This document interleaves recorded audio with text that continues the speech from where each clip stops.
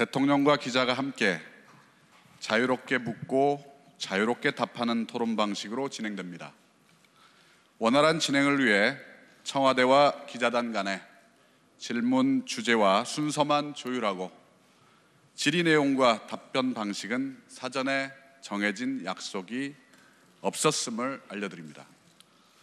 따라서 대통령은 여러분이 어떤 질문을 할지 전혀 알지 못합니다. 대통령님 긴장되시죠?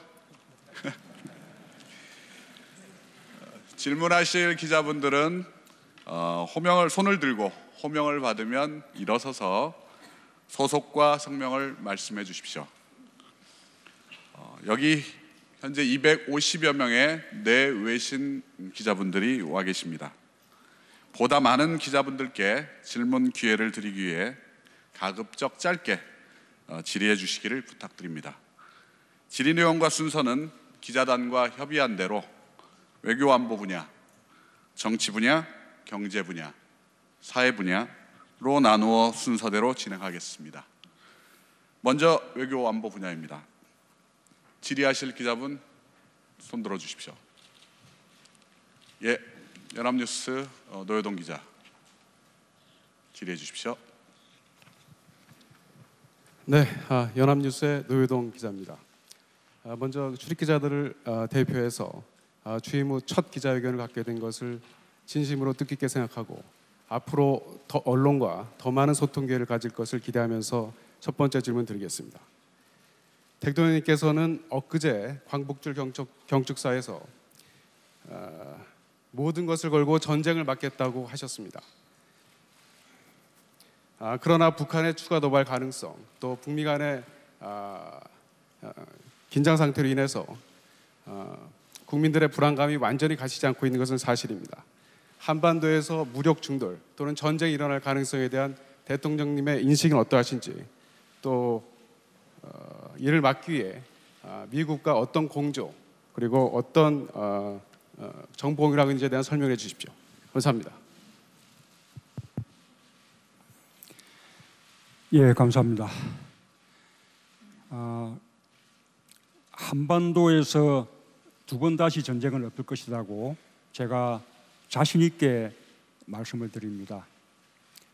우리가 그 한반도 6.25 전쟁으로 인한 그 폐허에서 온 국민이 합치면서 이만큼 나라를 다시 이렇게 세웠는데 두 번 다시 전쟁으로 그 모든 것을 다시 이룰 수는 없는 노릇입니다. 전쟁은 기필코 막을 것입니다. 그리고 북한의 도발에 대해서 강도 높은 제재와 압박을 가하더라도 결국은 평화적으로 해결해야 한다라는 것은 국제적인 합의입니다. 미국과 트럼프 대통령의 입장도 다르지 않습니다. 지난번 유엔 안보리에서 북한의 수출의 3분의 1을 차단하는 유례없는 강력한 경제 제재를 결의했습니다. 그 제재에는 15대 0, 안보리 전원의 만장일치로 통과됐고 중국과 러시아도 동의했습니다. 그리고 중국과 러시아도 그 제재에 동참하고 있습니다. 그것은 달리 말하면 전쟁을 막기 위한 것입니다. 강도 높은 제재를 통해서 북한을 대화의 테이블로 나오도록 강제하기 위한 것입니다. 뿐만 아니라 한반도에서의 군사행동은 우리 대한민국만이 결정할 수 있습니다. 대한민국의 동의 없이 누구도 한반도에서 군사행동을 결정할 수 없습니다. 미국과 트럼프 대통령도 북한에 대해서 어떤 옵션을 사용하든 그 모든 옵션에 대해서 사전에 한국과 충분히 협의하고 동의를 받겠다, 그렇게 약속한 바 있습니다. 그것은 한미 간의 굳은 합의입니다. 그래서 전쟁은 없다라는 말들을 우리 국민들께서는 안심하고 믿으시기 바랍니다. 뿐만 아니라 오히려 이 전쟁의 위기를 부추기고 국민들 불안하게 하는 것은 사실이 아닐 뿐더러 국민들에 대한 도리도 아니고 또 우리 경제를 더 어렵게 만드는 일이다라는 말씀도 함께 드립니다. 네, 한반도에서 전쟁이 없다는 대통령님의 약속 해주셨습니다. 두 번째 질문을 받겠습니다.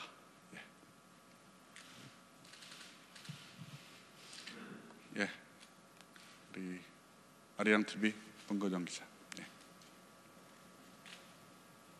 네, 안녕하십니까. 아리랑 TV 문건영 기자입니다. 지금 우리 정부는 대북 정책에 있어서 강력한 제재와 또 대화와 포용 그 투 트랙으로 가고 있는 걸로 보여지는데요. 대통령께서는 지난달 북한 미사일 도발 이후에 레드라인이라는 즉 대북 정책에 있어서 정책 전환의 그 기준선이라고도 하죠.에 대해서 언급하셨습니다. 대통령께서 생각하시는 레드라인은 어떤 것인지 알고 싶습니다.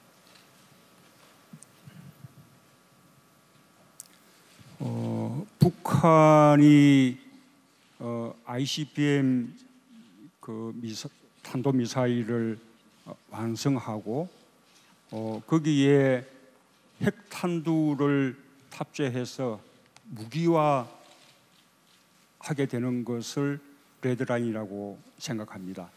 지금 북한이 점점 그 레드라인의 임계치에 다가가고 있다고 생각합니다. 그래서 지금 이 단계에서 북한의 추가적인 도발을 막아야 하는 그 점에 대해서 국제사회가 함께 인식하고 있기 때문에 지난번 유엔 안보리에서 그렇게 사상 유례 없는 강도 높은 경제적 제재 조치에 대해서 만장일치로 합의를 한 것입니다. 만약에 북한이 또다시 도발을 한다면 북한은 더더욱 강도 높은 제재 조치에 직면하게 될 것이고 북한은 결국 견뎌내지 못할 것입니다. 북한에 대해서도 더 이상 위험한 도박을 하지 말 것을 경고하고 싶습니다. 이상입니다. 네. 예, 그럼 세 번째 질문을 받겠습니다. 한겨레 신문 김보엽 기자.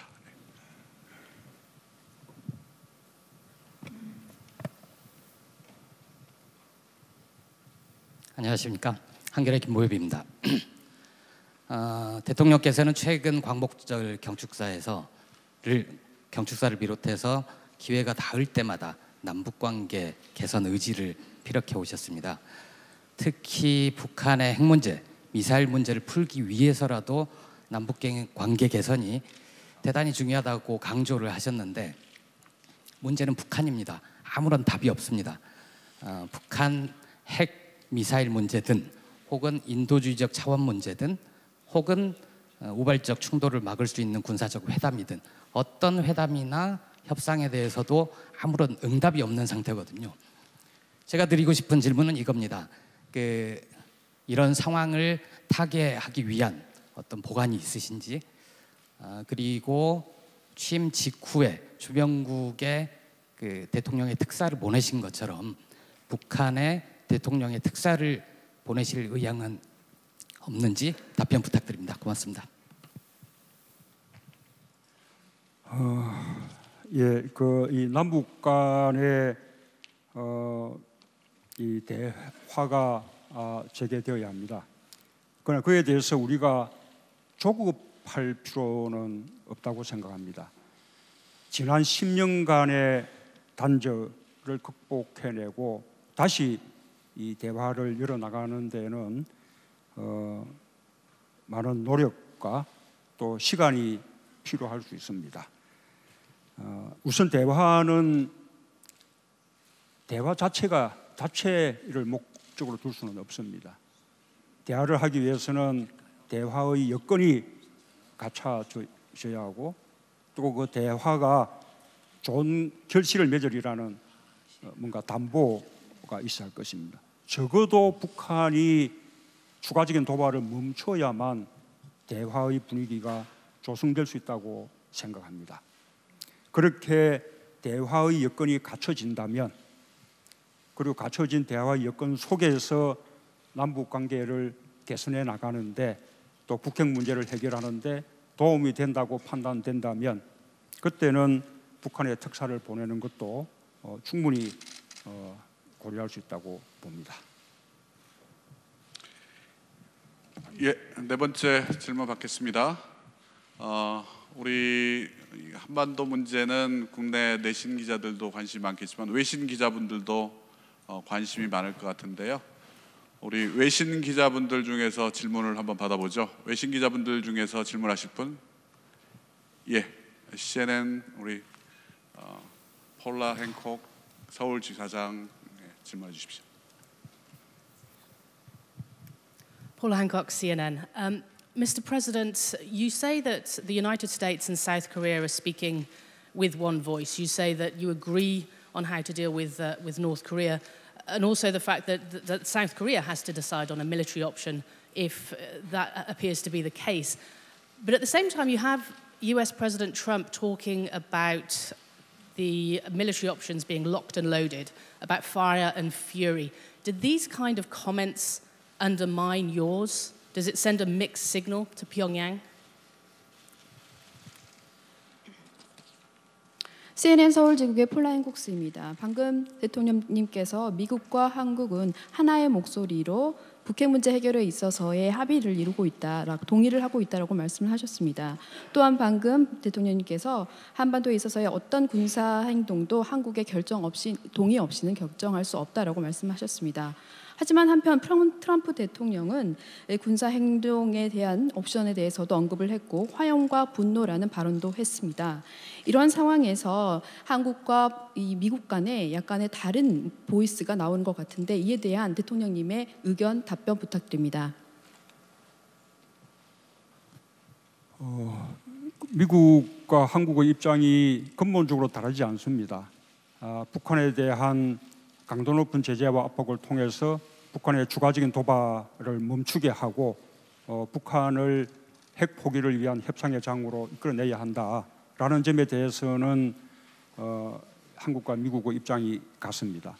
그리고 그 강도 높은 제재와 압박을 위해서 미국은 유엔 안보리 결의를 통해서도 이 제재를 강구하고 있고 또 한편으로는 독자적인 제재까지 더하고 있습니다. 그에 대해서 미국의 트럼프 대통령은 단호한 결의를 보임으로써 또 북한을 압박하고자 하는 것입니다. 그것이 반드시 군사적 행동을 실행할 그런 의지를 가지고 하는 것이라고 보지 않습니다. 그 점에 대해서는 한미 간에 충분한 소통이 되고 있고 또 합의가 이루어지고 있다라는 말씀을 드리겠습니다. 예, 미국과 한국의 입장이 근본적으로 다르지 않다는 대통령님 말씀이 있었습니다.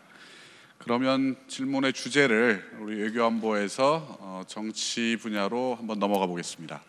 정치 분야 관련해서 질문 있으시면 해주십시오. 네, SBS 남승모 기자님. 예, SBS 남승모입니다. 대통령께서는 후보 시절에 이미 통합정부추진위원회라는 걸 구성을 하셨고요. 아마 협치에 방점을 두신 걸로 이해를 하고 있습니다. 사실 지금 내각이 어느 정도 다 구성이 됐는데 평가가 갈리고 있습니다. 일각에서는 코드 인사다, 보훈 인사다 이런 얘기도 나오고 있는데 현 정부 내각 어떻게 통합정부로 보시는지, 만약에 약간 좀 미흡하다고 보신다면 앞으로 통합정부 어떤 식으로 꾸려나갈 구상을 갖고 계신지 답변 부탁드리겠습니다.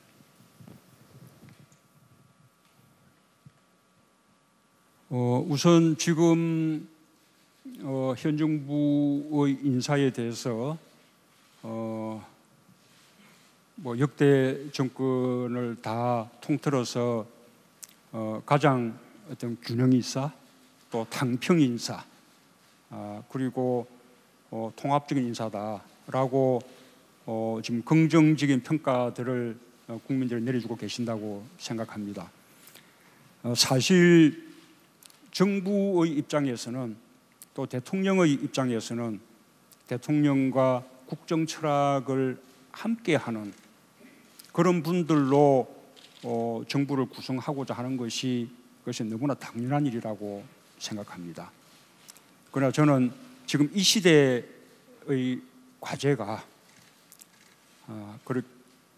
보수 진보를 뛰어넘는 국민 통합, 또 네 편 내 편 이렇게 편가르는 정치를 종식하는 통합의 정치, 이것이 대단히 중요하다고 생각하기 때문에 제가 참여정부 때 함께 해왔던, 그리고 또 2012년 대선 때부터 함께 해왔던 많은 동지들이 있지만 그분들을 발탁하는 것은 소수에 그치고 폭넓게 과거 정부에서 중용됐던 사람이라 할지라도 능력이 있다면 과거를 묻지 않고, 그리고 또 경선 과정에서 다른 캠프에 몸담았던 분들도 다 함께 하는 그런 정부를 구성했습니다. 앞으로 끝날 때까지 그런 자세로 나아가겠습니다. 이 지역 탕평, 또 국민 통합, 이런 인사의 기조를 끝까지 지켜나갈 것을 약속드리겠습니다. 감사합니다. 네, 정치 분야 두 번째 질문입니다.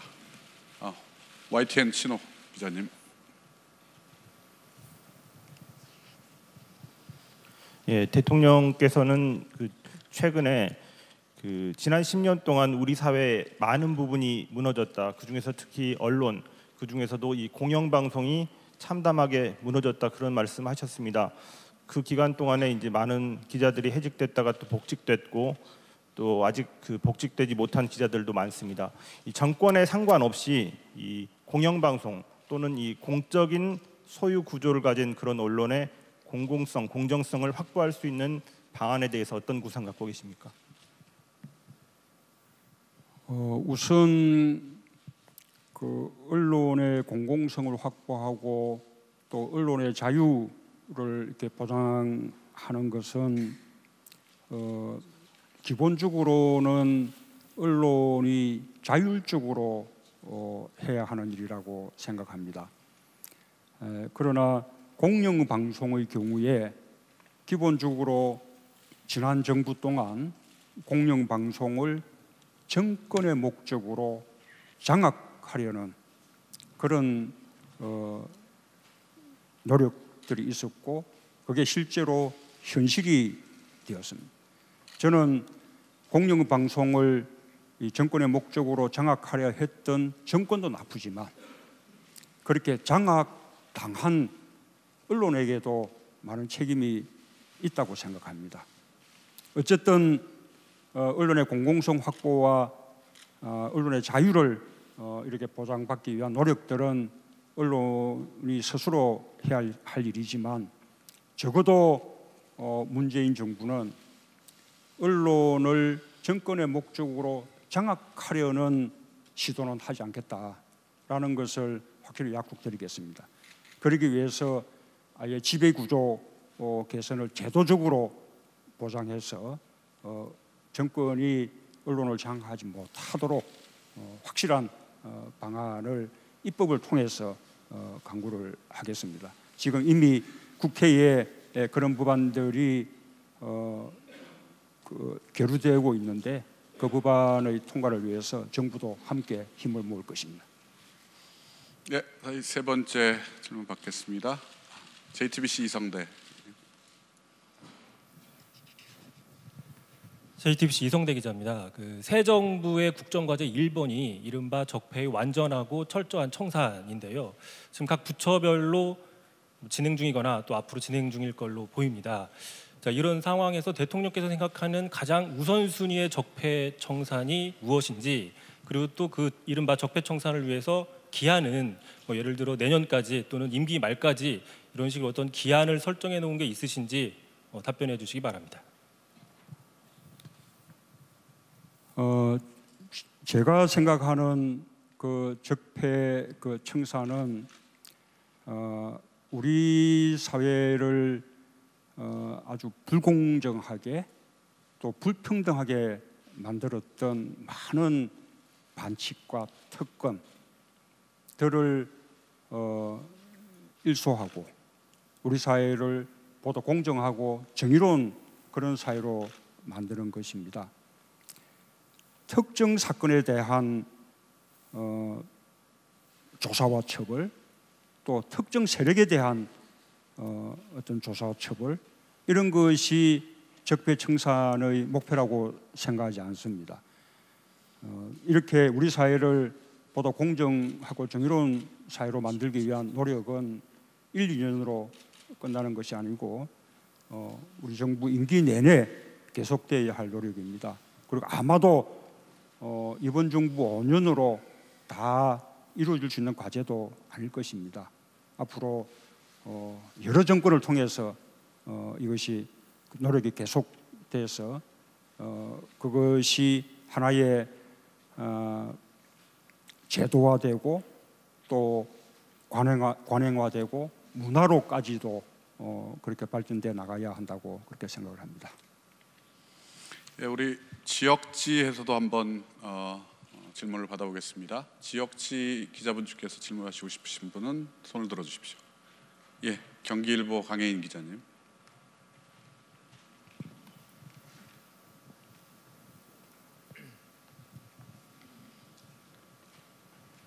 예, 안녕하십니까. 경기일보 강혜인 기자입니다.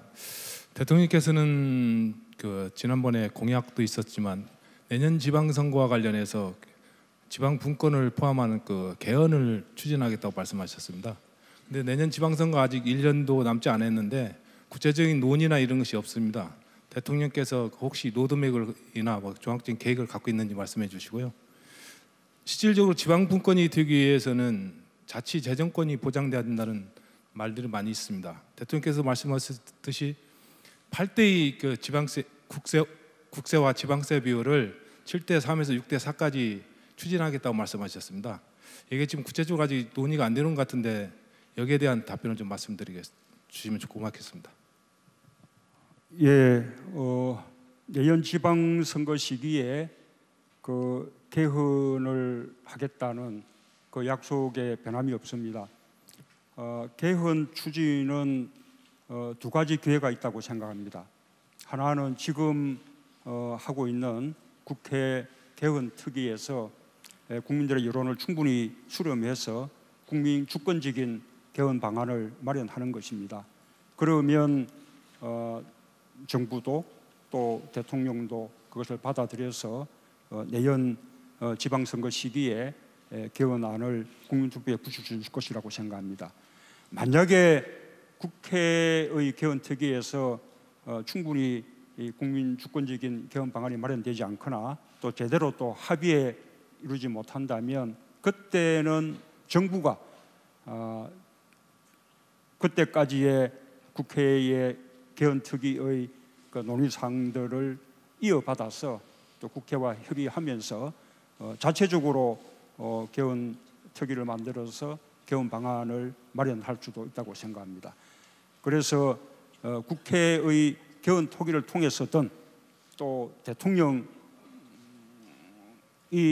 별도의 정부 산하 개헌 등을 통해서 하든 어쨌든 내년 지방선거 시기에 개헌을 하겠다라는 것은 틀림없다라는 약속을 드립니다.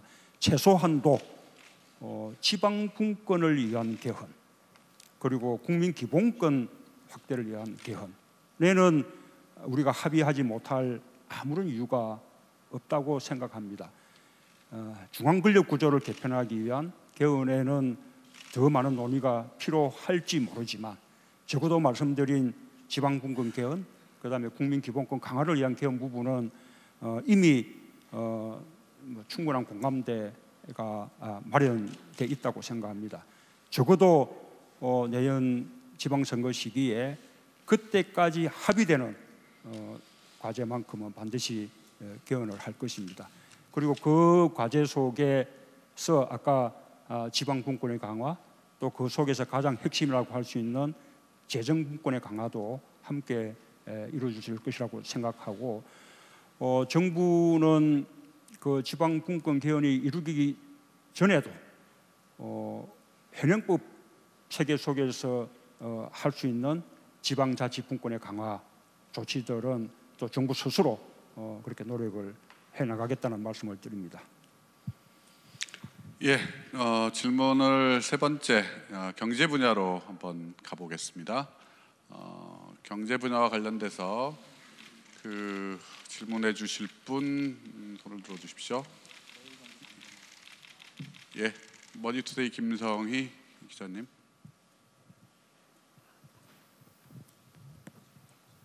네, 머니투데이 김성희 기자입니다. 대통령님 떨리지 않으십니까? 저는 이런 기회가 많지 않아서 지금도 좀 떨리고 있는데 이런 기회를 앞으로도 많이 만들어 주시면 훨씬 더 많은 질문도 드릴 수 있을 것 같습니다. 저는 그 어떤 국민도 예외가 될 수 없는 세금 문제를 여쭤보고 싶은데 그 대통령께서는 이제 소득주도 성장론 펴고 계시고 특히 이제 그 가처분 소득을 늘려주는 정책을 많이 펴고 계십니다. 뭐 공무원 증원도 그럴 것이고 건강보험 개편도 그런 취지일 것이고요. 그리고 뭐 기초연금 문제도 있고 그런데 그렇게 하자면 지금 내놓으신 세제 개편안 이외에 추가적으로 세원 기반을 더 늘리는 그런 뭐 세제 개편, 뭐 증세라고 표현할 수 있겠습니다만 그런 것이 뭐 불가피하게 필요하지 않느냐 뭐 이런 지적들도 있는데 그 증세든 세제 개편이든 이 세금 문제에 대한 어떤 그 5년 동안의 로드맵이라든지 그런 대통령님의 어떤 구상 있으시면 말씀 부탁드립니다. 정부는 이미 아주 대기업, 초대기업에 대한 법인세 명목 세율 인상, 그리고 또 초고소득자에 대한 과세 강화 방침을 이미 밝혔습니다.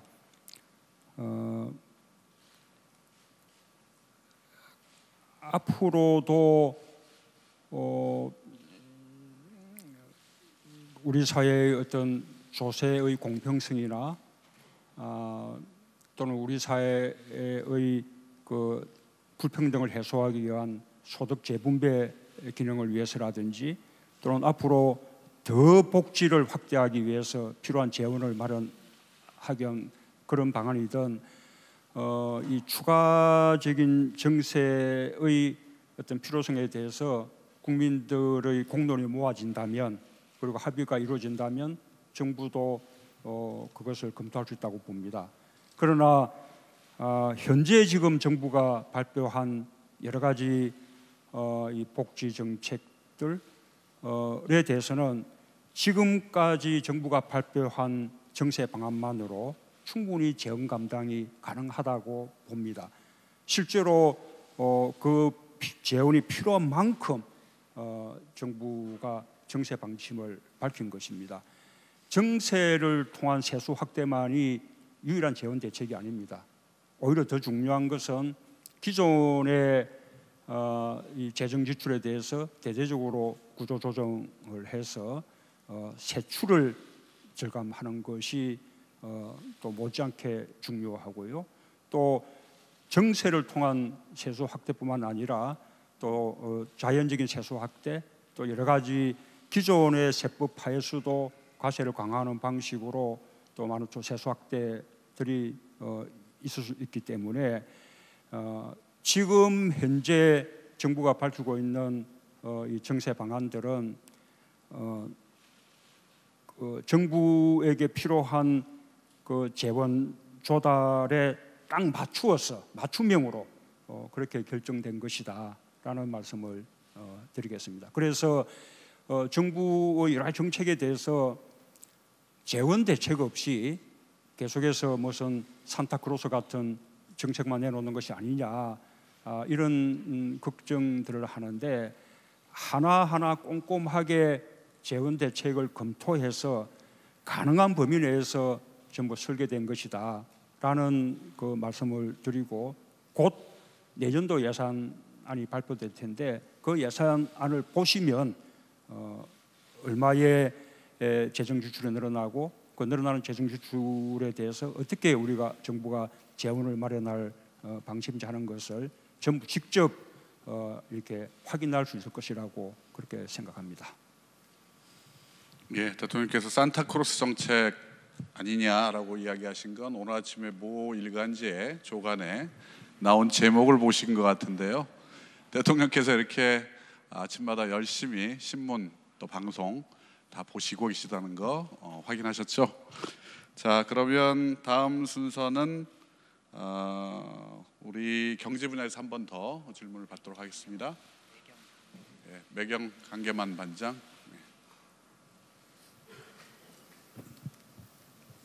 예, 매일경제 강계만 기자입니다. 취임 100일 축하드립니다, 대통령. 아까 말씀하신 거에 같은 맥락에서 좀 더 여쭤보는데요. 기본적으로 퍼주기 복지가 아니냐는 얘기가 많습니다. 거기에 가장 큰 밑바탕에는 시장의 파이를 키우는 성장 전략이 없는 게 아닌가 그런 문제가 있고요. 이거는 아까 앞 질문에 좀 듣고 싶은 문제고요. 제가 드리고 싶은 질문은 결국 부동산입니다. 파리 부동산 대책을 통해서 투기 세력에 대한 경고 메시지 날렸지만 실질적으로 구매하고자 하는 우리 서민들, 국민들은 그림의 떡이 아닌가 생각을 하고 있습니다. 그래서 문재인 정부가 생각하는 부동산 정책 로드맵, 아울러 여기에 포함해서 보유세 인상까지도, 부동산 보유세 인상까지도 검토하시는지 한번 의견 부탁드리겠습니다. 감사합니다.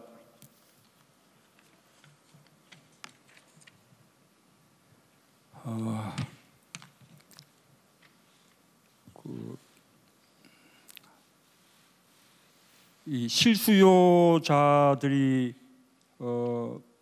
이 주거를 가질 수 있도록 그렇게 하기 위해서도 또 지난 정부 동안 우리 서민들을 괴롭혔던 미친 전세 또는 미친 월세 이런 높은 주택 임대료의 부담에서 서민들이 또 우리 젊은 사람들이 해방되기 위해서도 부동산 가격의 안정은 반드시 필요하다고 봅니다.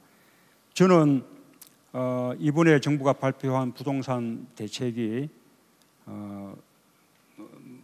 역대 뭐 이렇게 하지 않았던 가장 강력한 대책이기 때문에 그것으로 부동산 가격을 충분히 잡을 수 있을 것이라고 확신합니다. 그리고 만약에 부동산 가격이 그럼에도 불구하고 또 시간이 지난 뒤에 또 다시 오르는 기미가 보인다면 또 정부는 더 강력한 대책도 주머니 속에 많이 넣어두고 있다라는 말씀도 드립니다. 부유세는 아까 말씀드린 대로 공평과세라든지 소득세 분배라든지 또는 더 추가적인 복지 재원의 확보를 위해서 필요하다는 어떤 사회적 합의가 이루어진다면 정부도 검토할 수 있을 것입니다. 그러나 지금 단계에서 부동산 가격 안정화 대책으로 검토하고 있지는 않습니다. 이 부동산 가격은 기왕에 발표된 대책으로 저는 충분히 잡을 수 있을 것이라고 확신하고 그에 대해서 추가돼야 하는 것은 서민들에게 또는 신혼부부에게 그리고 젊은이들에게 이런 실수요자들이 저렴한 임대료로 주택을 구할 수 있고 또는 주택을 매입할 수 있는 그런 주거복지 정책을 충분히 펼치는 것이라고 생각합니다.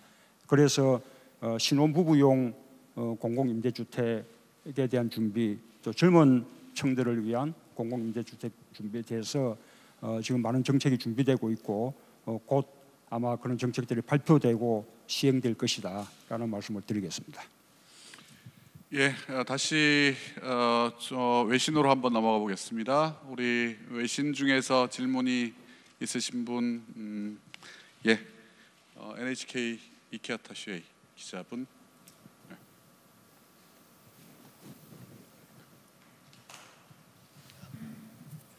예, 감사합니다.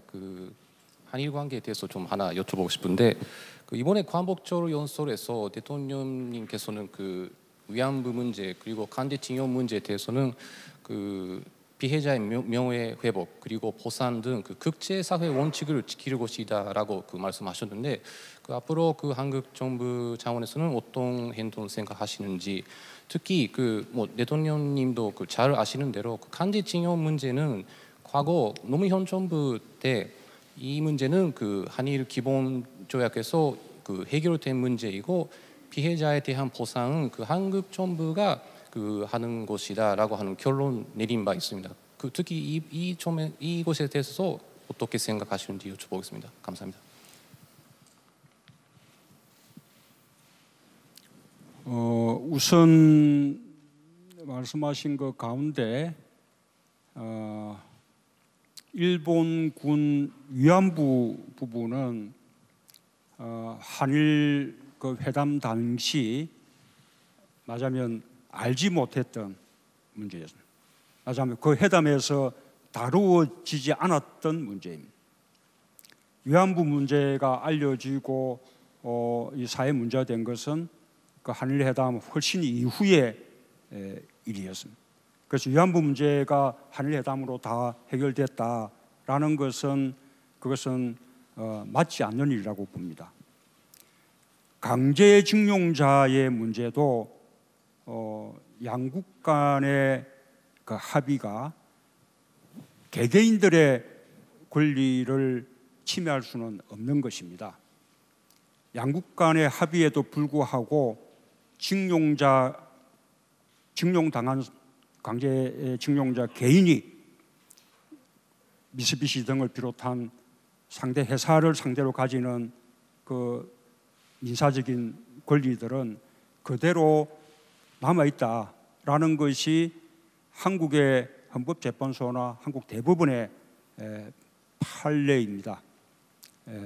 정부는 그런 입장에서 과거사 문제를 임하고 있습니다. 다만 제가 강조하고 있는 것은 그런 과거사 문제가 한일 관계의 미래지향적인 발전에 걸림돌이 돼서는 안 되겠다.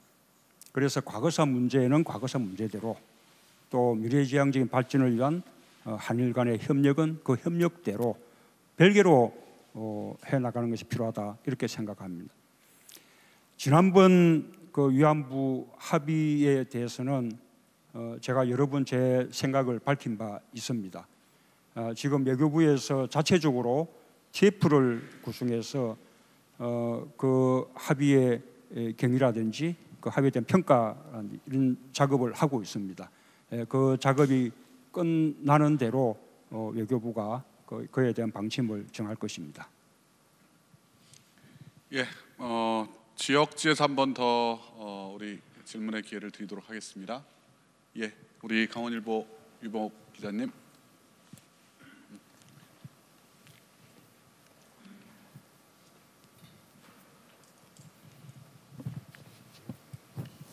네, 강원일보 유병옥 기자입니다. 저는 지역과 관련된 질문을 좀 드리겠습니다. 문재인 정부 출범 이후에 이 국정기획자문위원회가 구성이 돼서 지난 대선 기간 동안의 공약들을 정리한 100대 국정과제가 발표가 됐습니다. 그 내용을 보면 지역 공약과 관련돼서는 이 별도의 TF팀을 구성을 해서 이 구체적인 추진 일정을 밝히겠다 이렇게 돼 있는데요. 그런데 아직까지 이 TF팀 구성과 운영이 진행이 되지 않고 있고 그러다 보니까 지역 공약들이 언제 또 어떤 절차를 거쳐서 진행이 될지 아직 알려지지 않고 있습니다. 더군다나 이 원전 문제라든가 또 이 평창 동계올림픽과 같은 사안들은 그 국가적인 아젠다이면서 또 동시에 지역과도 밀접한 관계가 있는 그런 사안들인데요.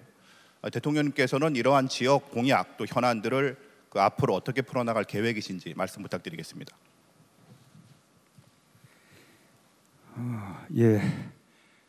지금 우리 그 정부는 그 인수위 과정 없이 지금 그 신배기를 맞이하고 있는데 너무 급하게 재촉을 하시는 것 같습니다.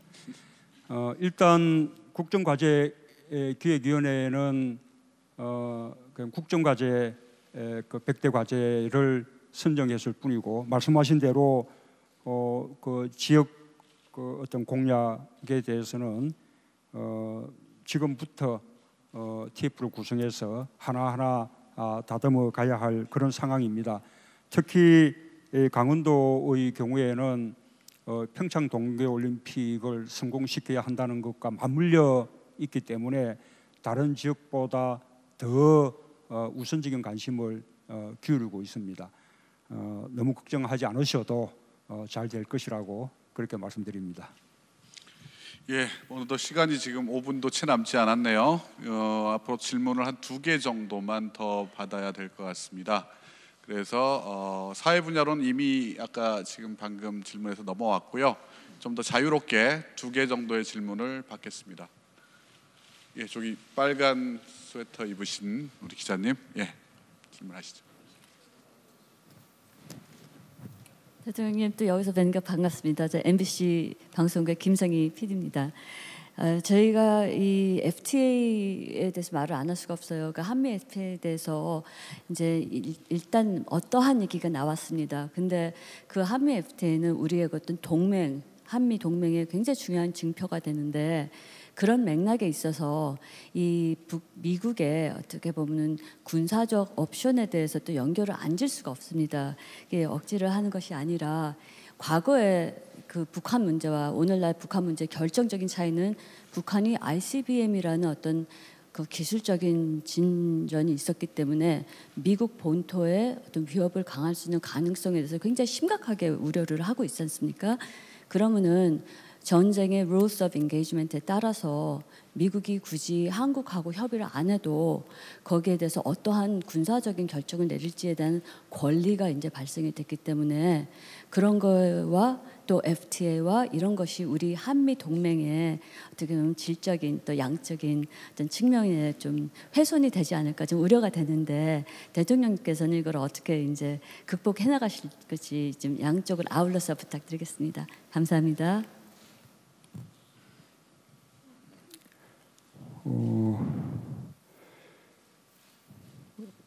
이 북한 핵과 미사일 문제는 기본적으로 가장 중심적인 당사자 또 가장 큰 이해 관계자는 바로 우리 대한민국입니다. 그러나 북미 간의 문제이기도 하죠. 그래서 북한이 계속해서 도발적인 행위를 할 경우, 또 더 나아가서 북한이 미국에 대해서 공격적인 행위를 할 경우 그에 대해서 미국이 적절한 조치를 할 수는 있을 것이라고 생각합니다. 그러나 한반도 바깥이라면 모르되 적어도 한반도에서의 군사 행동만큼은 우리 한국이 결정해야 하고 또 한국의 동의가 필요하다라는 말씀을 드리는 것입니다. 저는 설령 미국이 한반도 바깥에서 뭔가 군사적 행동을 취한다 하더라도 그것이 남북 관계에 그 긴장을 높여주고 그럴 우려가 있을 경우에는 아마 사전에 한국과도 충분히 협의할 것이라고 그렇게 확신합니다. 그것이 한미 동맹의 정신이라고 믿습니다. 미국의 그 FTA 이 개정 그 협상 요구에 대해서는 우리도 그 점을 미리 예상하고 있었기 때문에 이번 정부 조직법 개편에서 통상교섭본부로 격상하고 또 통상교섭본부장을 우리 대내적으로는 차관급, 대외적으로는 장관급으로 격상하는 조치까지 미리 취해 두었습니다. 미국에 대해서 당당하게 협상할 것이라는 말씀을 드립니다.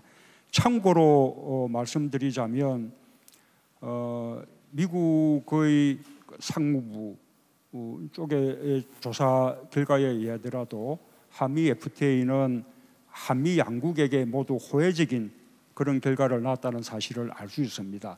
한미 FTA 체결 이후에 세계의 교역량이 12%가 줄어들었는데 2011년부터 2016년 사이에 그 5년간 한미 간의 교역량은 오히려 12% 늘어났습니다.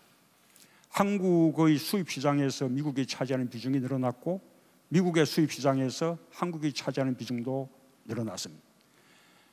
뿐만 아니라 미국 무역위원회가 발표한 연구 결과에 의하면 한미 FTA가 없었더라면 미국의 무역 수지 적자가 더 크게 늘어났을 것이다. 한미 FTA에 의해서 미국의 무역 적자가 많이 줄어드는 효과가 생겼다. 그렇게 미국 스스로도 그런 연구 자료들을 내놓고 있습니다. 또 우리가 상품 교육에서는 우리가 많은 흑자를 보고 있지만 거꾸로 서비스 교육에서는 우리가 또 많은 또 적자를 보고 있고 대미 투자액도 우리가 훨씬 많습니다. 이런 점들을 충분히 제시하면서 미국과 국익의 균형을 지켜내는 그런 당당한 협상을 할 수 있을 것이라 생각하고 또 기본적으로 그 협상에는 많은 시간이 걸립니다. 그리고 또 그 협상 결과에 대해서 국회의 비준 동의도 거치게 돼 있습니다. 그래서 미국의 그 FTA 개정 협상 요구에 대해서 당장 뭔가 큰일이 나는 듯이 그렇게 반응하는 것은 별로 바람직하지 않은 일이라고 말씀드립니다. 네, 이제 정말 마지막 질문인데요. 우리 인터넷 신문 쪽에도 한번 기회를 주셨으면 좋겠습니다. 우리 오마이뉴스 최지용 기자. 예. 이제 겨우 하게 됐습니다. 노동 분야에 관련한 질문 드리려고 합니다. 그 복수노조가 시행된 지 이제 한 8년 정도가 지났는데 여전히 한국의 노조 조직률은 10% 정도로 OECD 최하위권에 있습니다. 여러 가지 원인이 있지만 아직도 사용자 쪽이 노조 설립을 막는다거나 설립되어 있는 노조를 파괴하는 일까지 벌어지고 있는데요. 최근에 삼성의 S그룹 전략문건, 노조 전략문건이 사실로 밝혀졌는데 그 동안에 여태까지 아무도 처벌받지 않았습니다. 결과적으로 이런 노동 문제, 부당 노동 행위에 대한 공권력의 역할이 미진한 게 아니냐 이런 지적들이 나오고 있습니다. 비정규직 문제 해결 그리고 미조직 노동자들의 권익 보호를 위해서 노조 조직률을 끌어올려야 된다는 필요성이 계속 제기되는데 여기에 대한 대통령의 생각이 궁금합니다. 예, 우리가 새 정부의 중요한 국정 목표 중에 하나가 이 노동의 가치가 제대로 존중받는 그런 세상을 만들겠다는 것입니다. 이 노동의 가치가 제대로 존중되려면 정부가 노동자들의 권익을 보호하는 그런 정책들을 더 전향적으로 펼쳐야 하겠지만 또 한편으로는 노동자들이 스스로 단합된 힘으로 자신들의 권익을 키워나가는 것도 필요한 일입니다. 그런 면에서 노동자 조직률을 높여나가는 것은 대단히 중요하고요. 또 노동자 조직률을 높여나가겠다고 하는 것이 저의 지난 대선 공약이기도 했습니다. 정부도 노동자 조직률을 높이기 위해서 정책적 노력을 기울이겠습니다. 저는 한편으로 노동조합도 좀 더 대중적인 지지를 받을 수 있는 그런 식의 노력들을 함께 할 필요가 있다고 생각합니다. 노동조합의 이 결성을 가로막는 여러 가지 사용자 측의 부당 노동 행위에 대해서는 강력한 의지로 단속하고 처벌할 것이다라는 것을 미리 예고를 해드립니다. 예. 예. 이제 더 이상 손 드셔도 소용이 없습니다. 죄송합니다. 좀 더 많은 얘기는 우리 좀 더 시간을 가지고 예 마지막으로 한 분 그러면 네 질문 드리겠습니다. 안녕하십니까. 울산 경상일보 김두수 기자입니다. 사실 우리 앞서 기자님들께서 많은 질문을 해주셨는데 이 질문만큼은 꼭 드리고 싶습니다.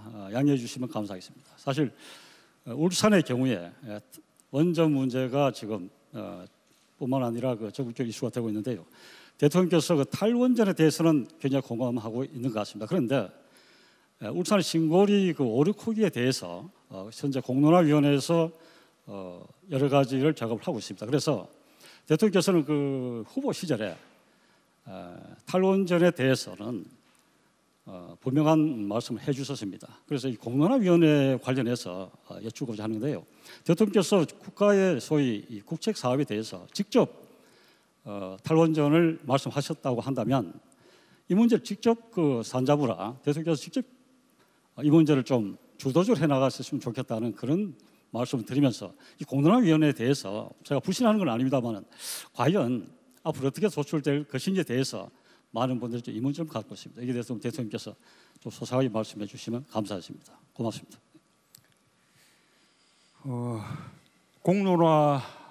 공론조사라는 절차 없이 탈원전의 기조에 맞추어서 백지화해야 되는 거 아니냐, 지금 그 말씀이십니까?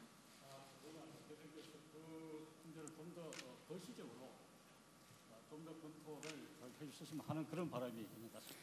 예, 우선은 탈원전도 뭐 걱정하시는 분들이 있어서 조금 말씀을 드리자면, 제가 추진하는 탈원전 정책은 급격하지 않습니다.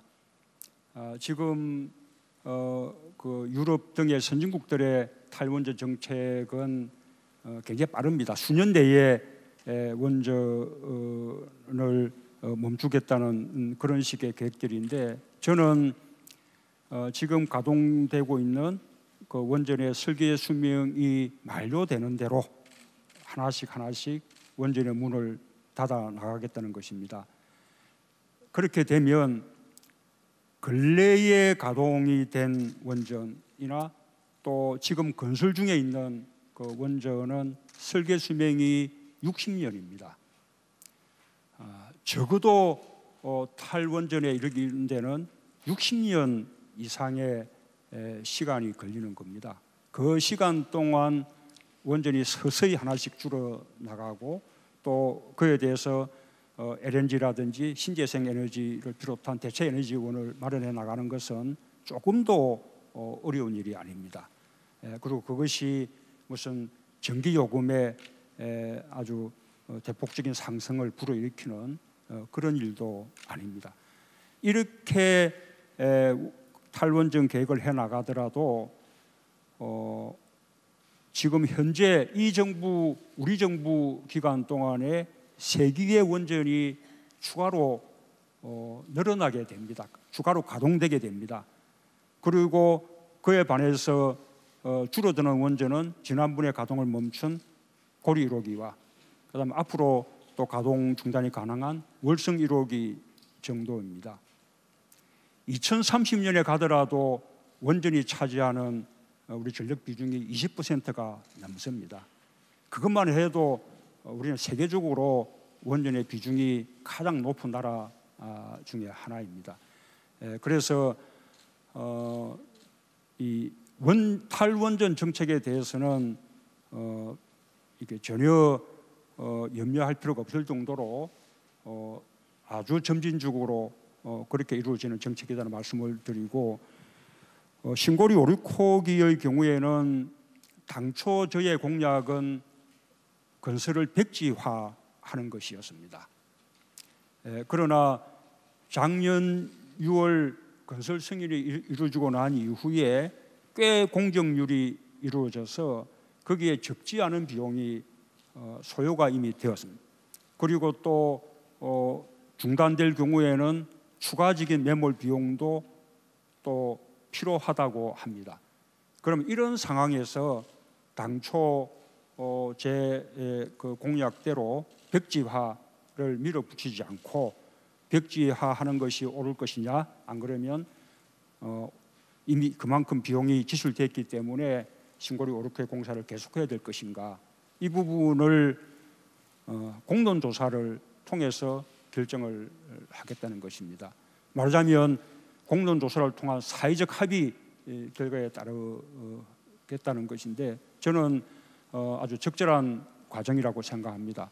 그리고 이 공론조사 그 과정을 통해서 우리가 합리적인 결정을 얻어낼 수 있다면 앞으로 유사한 많은 갈등 사안에 대해서도 이 갈등을 해결해 나가는 하나의 중요한 모델로 그렇게 삼아 나갈 수 있지 않을까, 그렇게 생각합니다.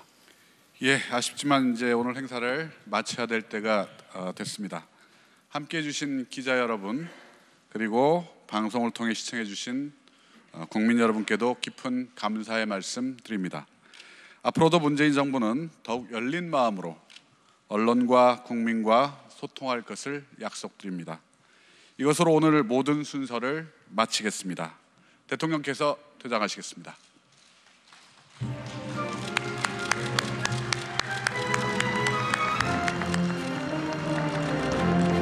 문재인 대통령께서 퇴장하고 있습니다. 기자 여러분, 앞으로 남은 임기 동안 대한민국을 더욱 잘 이끌어달라는 뜻으로 격려와 응원의 박수를 부탁드립니다.